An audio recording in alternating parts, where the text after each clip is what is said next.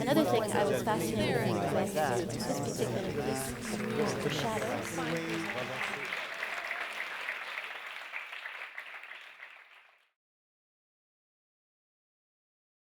One of the amazing things this week has been watching how they are each other's biggest fans. And I'm going to ask each of you, the dancers that is, to describe the dancing of the other two. How much time? What do you admire in each other? How would you characterize them? Well, I'll start with this, since Dormeshia's next to me. She's a true master of the fundamentals of what we do. It's sort of like when you watch a prima ballerina, principal ballerina do a tendu. You're like, exactly. That's exactly how that was meant to be done. And Dormeshia uses vocabulary that, to the point where if you're a tap dancer, you think you can do what she's doing, and then you try to do it and you can't. So it's just like we don't want to throw the word master of a former master technician around, but that's exactly how I feel about both of them as dancers. And Dormeshia specifically because she'll be able to do what you probably might all have heard of a flap and a shuffle before in ways you could never imagine. So I think that's what floors me a lot about Dormeshia, on top of her musicianship. And I mean, like I said, we worked together a few years ago on a shared evening in New York City, and I could just close my eyes and listen to the composition of her music and her choreography. She did a tribute to Michael Jackson, and she used to teach Michael Jackson, if you don't know that. Tap dance, privately. Okay, so that's I know, but I could just keep going on. But the rest of this answer is that I love listening to the music of her composition, you know what I mean? Of course, she's such an unbelievable mover and such a beautiful dancer. And I feel the same way about Derick Grant. You don't see a lot of grace and power simultaneously in a lot of really male-dominant things. And I think Derick is both at all times. And what I love about Derick is he's unbelievably, he's unpredictable. You don't know. You could see his body weight going in one direction, and his feet will go in another direction, and what will happen rhythmically is completely different. And they're both geniuses, and I think there are these moments of especially in his improvisation, things that have never happened before, ever. Just to kind of piggyback, I guess I can just speak on a personal note, because that's very technical and musical and all that. But I'll just say this. Michelle's works. It's interesting to see someone develop something, start out with a particular idea, however many years ago, and to see it come to this particular stage is a joy. And thank you for asking me to be a part of it. It's an honor that they're here with me. That Derick and Toshi and Dormeshia did this project is I still giggle at night. It's I always say this. So go ahead. Sorry. So yeah. So all these, you may see things that say quirky and, all those kind of fun, but kind of really, what are you trying to say right there? But it's all very interesting, and it's very particular, and it's Michelle, and I appreciate it.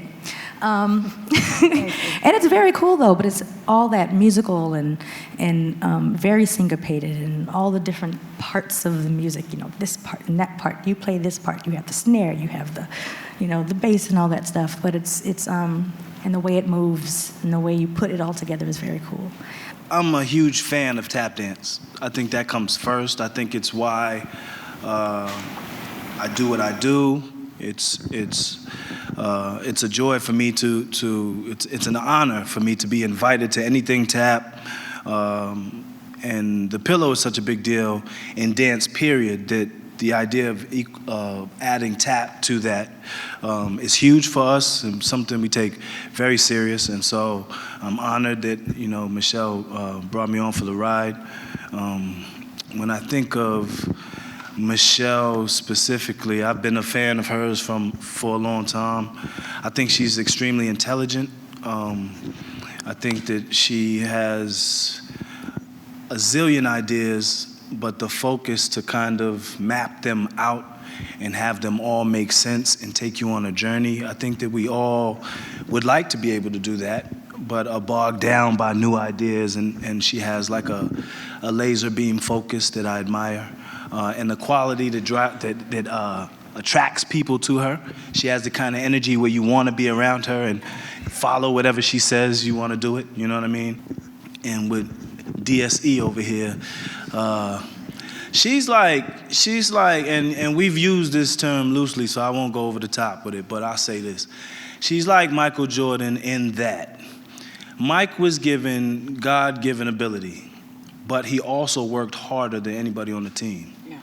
That's Michelle. Yeah. I mean, that's Dormeshia. Michelle as well. No. But that's Dormeshia to death. That's an incredible description. Like, Dormeshia's the one who, aside from all of the natural ability that she has, she's working hard. You know, when you're asleep, she's shedding. And so, you know, that gives me nightmares because I'm lazy. Let's get Toshi into the conversation here. Have you worked with TAP before, Toshi? No. No. No. How did you become involved here? Michelle asked me. Yes. Yes. Can you talk about your working process with the dancers? Michelle is in a project that Allison and I do called Celebrate the Great Women of Blues and Jazz. And I know that's not a sexy name, but that's literally what the project is. And in that project, I really wanted to honor musical mothers of blues and jazz, but I didn't want to, you know, there's a lot of bands that do tribute shows and things like that. I didn't just want it to be like you were going to a museum of seeing, you know, somebody do Bessie Smith, somebody do Sarah Vaughan, somebody do da-da-da-da-da. So I needed, I have 8 different singers in the show, and then I have a band, horns, piano, upright bass, everything. And I wanted 8 different singers because I wanted the audience to get that feeling of what it might have been like back in the day to have the textures of all those voices operating at the same time in your life. Hearing, oh, there's Dinah Washington on the radio. Oh, there's Ella Fitzgerald on the radio. Oh, there's this. So I was like, I'm missing something really significant, and what am I missing? And I'm like, I'm missing a tap dancer. And Jesus told me to call Michelle. It's like, you know, just call Michelle. I hadn't seen a lot of Michelle's work, honestly. And one year for my birthday, she posted on Facebook a video clip, and it was her feet in these boots. And it was just like, you know, just this heavy thing. And then her face comes down, and she goes, happy birthday. And then, you know, a stomp. And I was like, who the f*** is that? Like, what is going on? Like, everybody's like, happy birthday, Toshi. Love you. Happy birthday, Toshi. Love you. Then bam, bam, bam, bam, you know, like that. So it was a done deal. The next time Jesus said, call Michelle.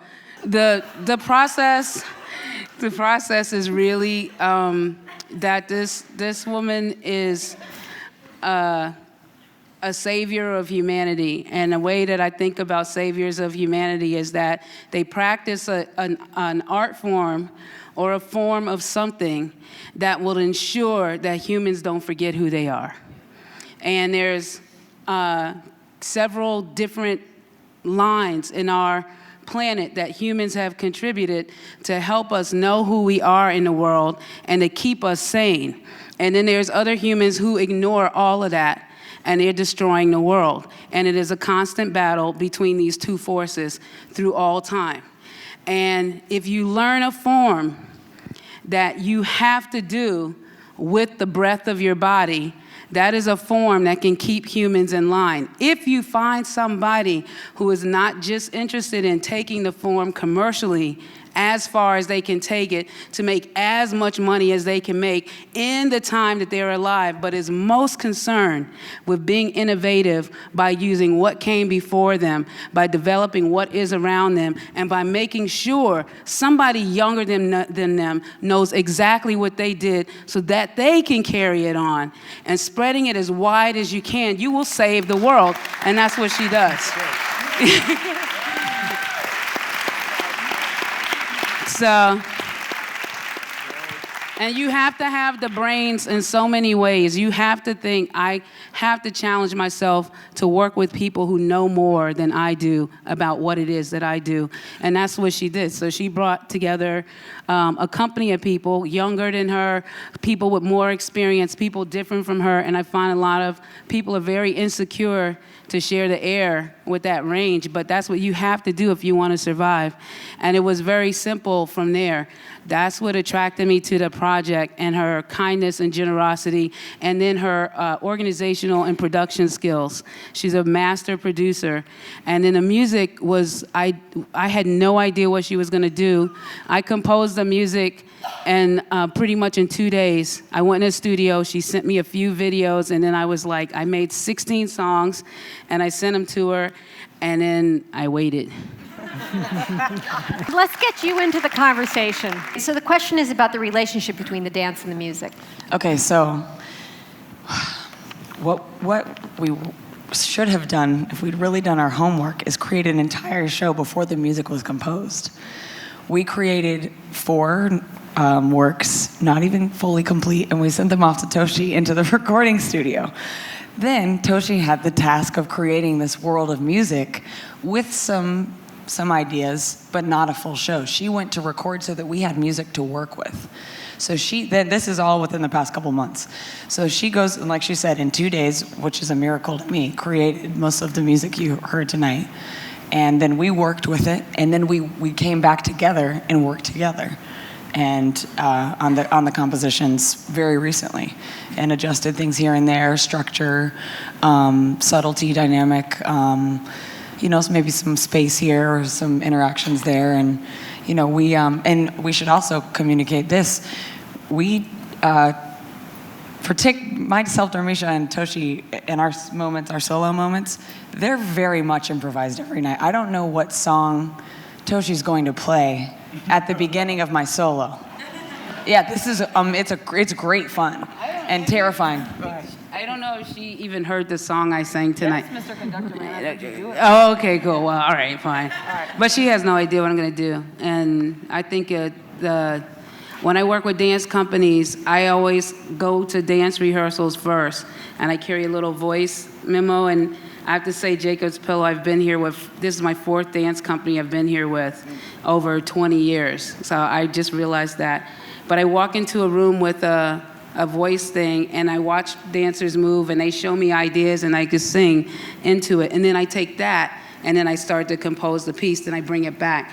There was none of that happening between us.